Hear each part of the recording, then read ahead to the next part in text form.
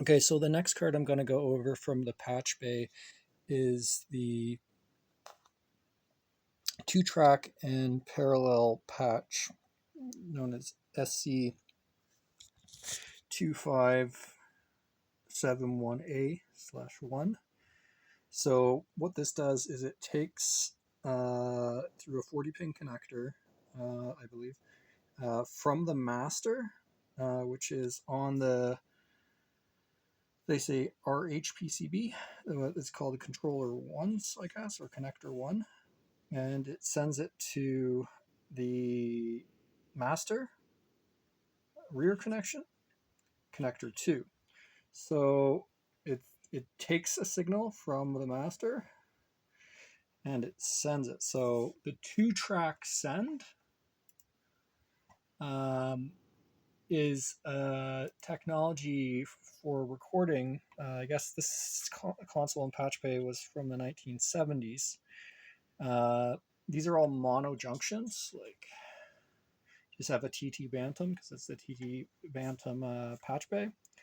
And then instead of having an inductor here, it's a capacitor, which may be used for like blocking DC offsets, or might provide some EMI shielding, or this contrasts from the L1 on the previous card that was the tie line that was for earth ground purposes.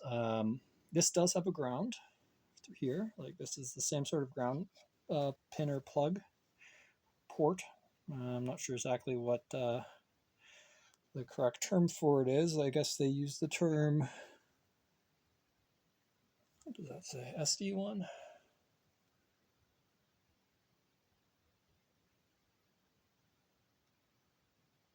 SP1?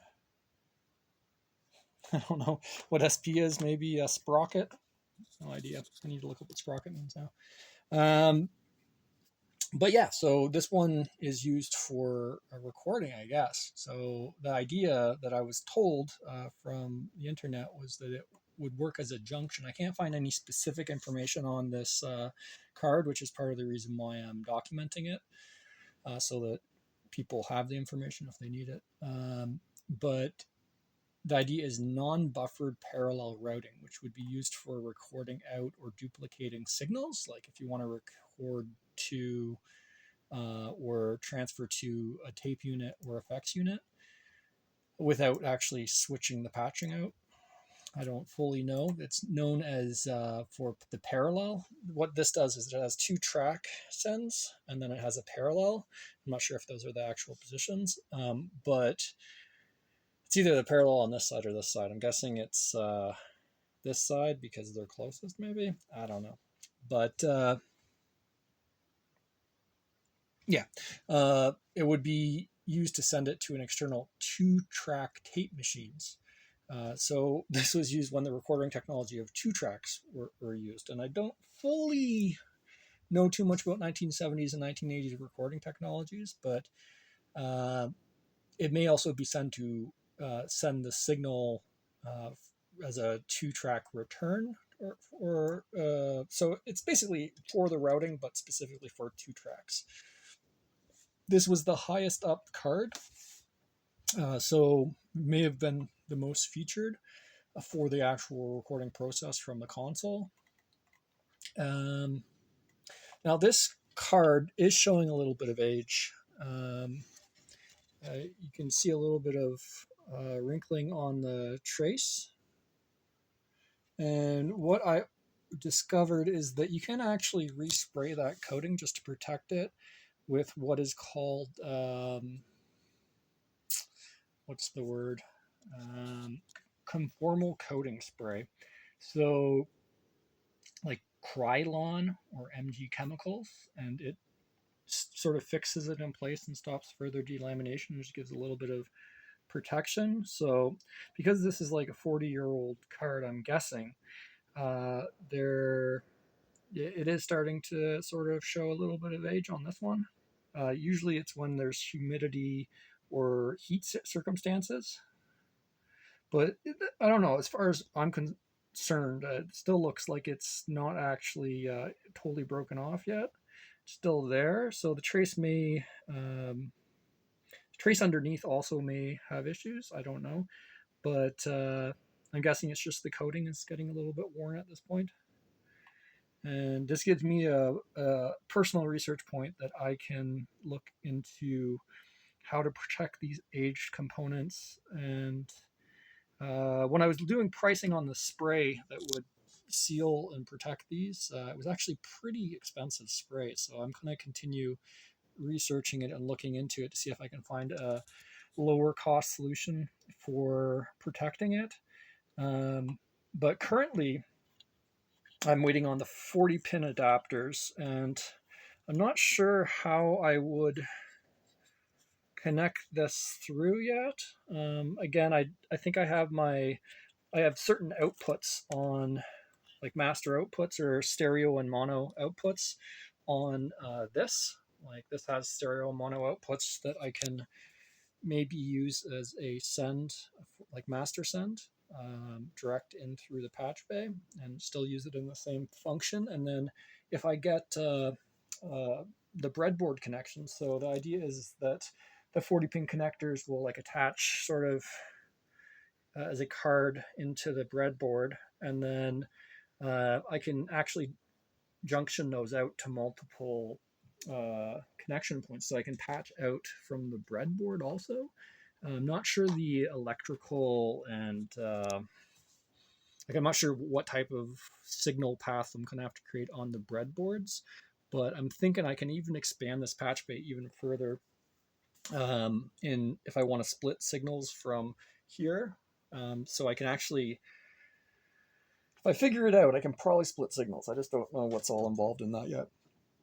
Clearly, though, for when this card was made, the capacitor is used as part of that process to protect the equipment and or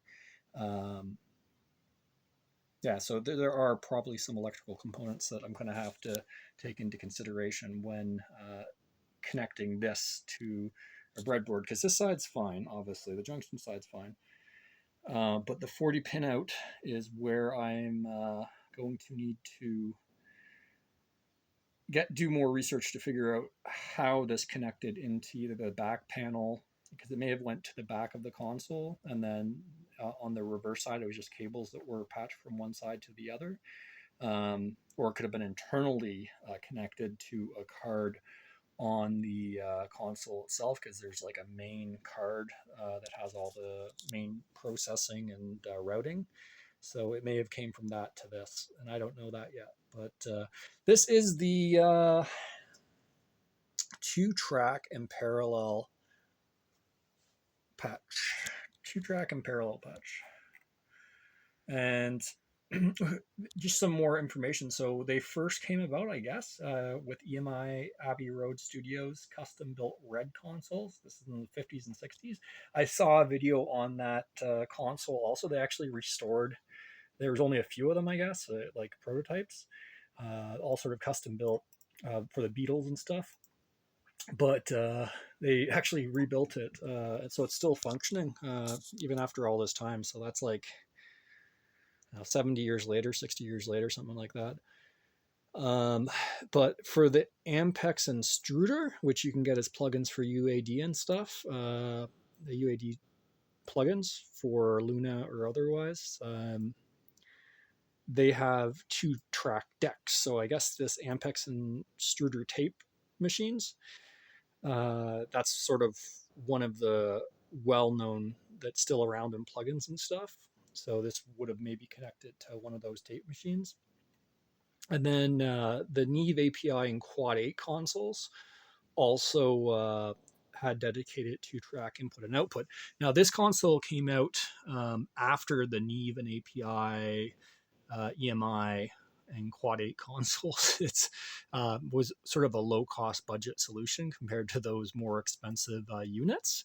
But I'm guessing the idea here is that they were trying to emulate a lot of the input and output functions of the flagship or large consoles from the 1960s and 70s when they put out this product. Now, Soundcraft was founded in 1973, and it's still, I think, associated with Focusrite, like the founder, Phil Didridge. I'm not totally sure of that, but I have this vague memory of him being the head of Focusrite now. Soundcraft itself, I think, was bought out or something. I can't quite remember. But with Soundcraft Series 1, they started their consoles for stereo outputs. And then the 200 and 400 series in the mid to late 1970s added the two-tracked send and return, which was seen for like hobbyist studio, sort of like home studios, small studio type situations. It's seen as sort of a professional tool for tapes because I guess tape units also became more affordable or less costly for individual smaller studio setups. And then for the Soundcraft 600, it came out in the late 1970s and the early 1980s. And then it had all the dedicated patch points and I/O cards like this one and the Patchbay that I showed in the previous video. And that's basically how we got to this point in the 1970s and 1980s. Now this has all direct sends, inputs and outputs, and a matrix section. But all the tape technologies, by the time this thing came out in the late 1980s, I'm guessing, or rather late 1990s. I think this is from the late 1990s, early 2000s. It was like basically one of the last fully analog front of house mixers that Soundcraft did before they went digital. So I think by this time, tape technologies were just not really used. So tape sends by the late 1990s would just not be common. And also, this is a front of house mixing console. You wouldn't be sending to tape anyway. You'd be sending to the monitor outputs or via the connector they have to like another sound unit, taking signals in and sending signals out. So for front of house mixing, it's like basically just monitoring levels, getting levels where they're supposed to be for different channels or basically lines, mics, whatnot, and then having the signals go out. So it's not really designed for recording, but with the integration of the Patchbay, this unit here would be used to connect a tape, two-track tape, I guess, and to record the signal from one point and back. So that's basically a bit of babbling on what this thing is used for. The fact these are cards is pretty useful, but getting replacement cards these days, it's probably not going to be doable at all because they're not in production.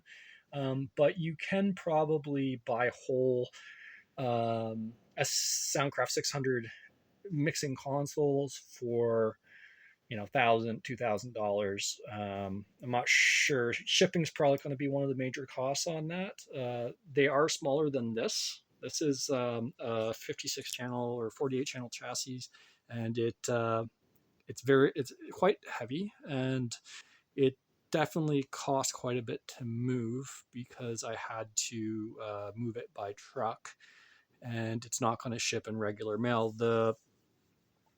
The Soundcraft 600 is, I think, probably around this section. So it's like maybe half the size of, maybe even just this section. It's much smaller.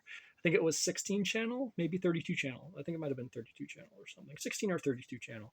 So that's like this section here. But it's still going to be relatively heavy, so it's probably going to be freight. Versus ordering the Patchbay. The Patchbay I was able to send for under $50. That's sort of not so bad for shipping. So to get 2 tracks on Patchbay, I don't have the back end of it, but I'm guessing the back end had a connector that you could just plug in and it would connect to the standard 2-track connector port.